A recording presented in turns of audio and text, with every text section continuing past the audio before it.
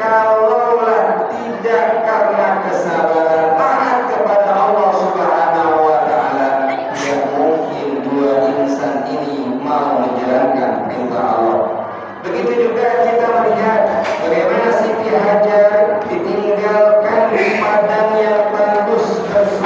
anak bayinya Ismail oleh Nabi. Kemudian ketika itu Siti Hajar mengatakan kepada Nabi Ibrahim, kalau ini perintah Allah, Allah tidak akan menyia-nyiakan kami. Mereka sabar. Kita mengambil pelajaran dari keluarga ini.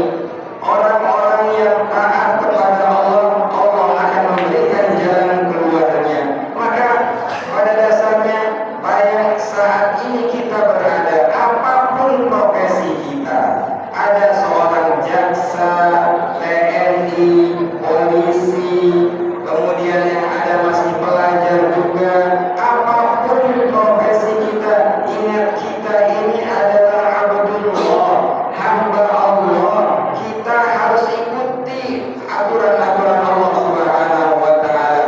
Sampai kapan? Wa'budu rabbaka hatta ya'tiyakal yaqin. Menyembah Allah itu sampai mati kita. Oleh sebab itu, kalau kita sudah menyadari kita ini tugasnya adalah menyembah Allah, jangan sia-siakan hidup kita. Kita belum tentu bertemu dengan Idul Adha yang akan datang, yang saat ini umurnya sudah 20, 30, apalagi yang sudah berubah dan berikut. Yuk ingat Allah. Jangan sampai detik ini juga kita nggak bisa mengaji, kita nggak pernah sholat, sholatnya juga masih bolong-bolong. Maka coba ingatkan Allah Subhanahu wa Ta'ala. Yuk pada kesempatan kali ini Khatib mengajak kepada kita semua, kita harus berubah. Kita diajarkan pada Idul Adha ini untuk kenal Allah Subhanahu wa Ta'ala. Jangan jauhi Allah.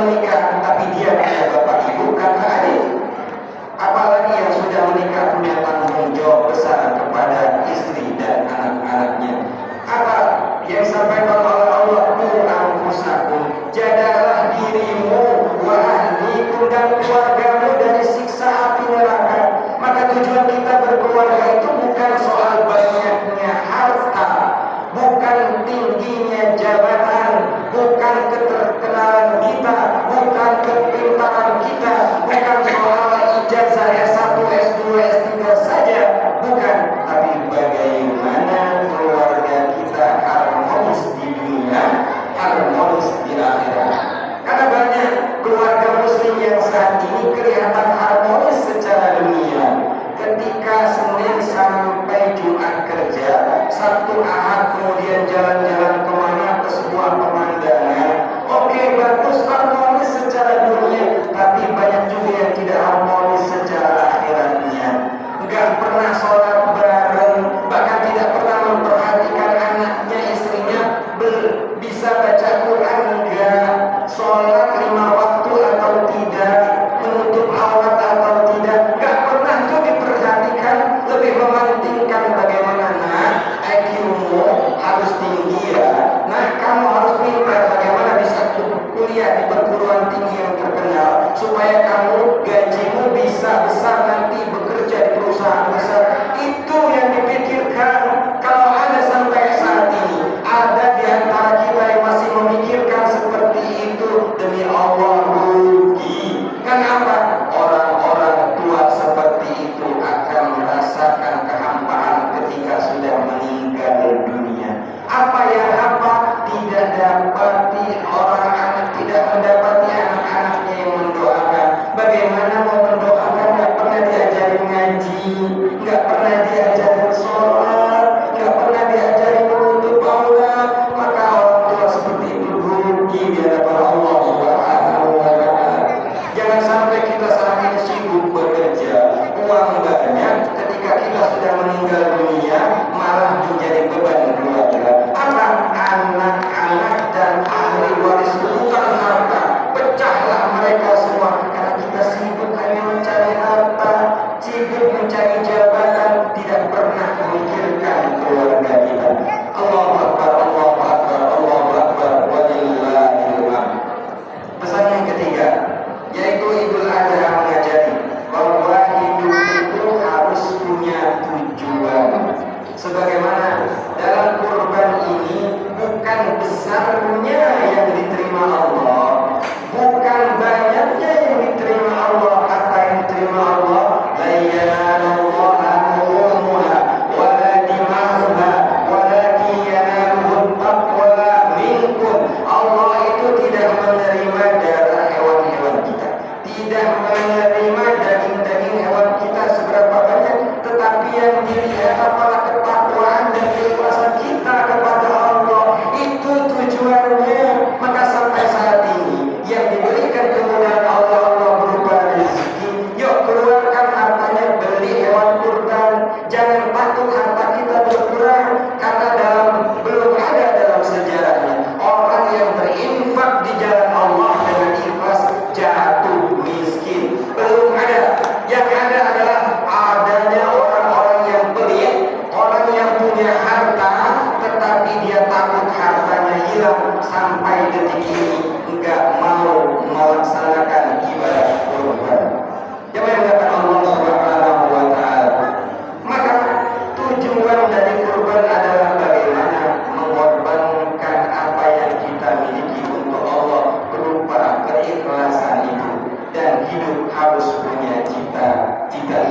Seseorang kalau tidak punya cita-cita maka tidak ada gairah dalam hidupnya. Kalau sampai saat ini di antara kita masih malas tahajud, masih malas doa, masih malas baca Quran, masih malas datang ke masjid sholat 5 waktu, dipastikan cita-cita hidupnya untuk akhirat belum ada.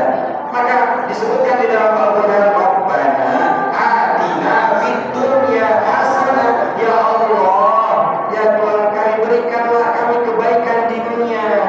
Apakah cukup hanya kebaikan di dunia? Tidak. Wa fil akhirati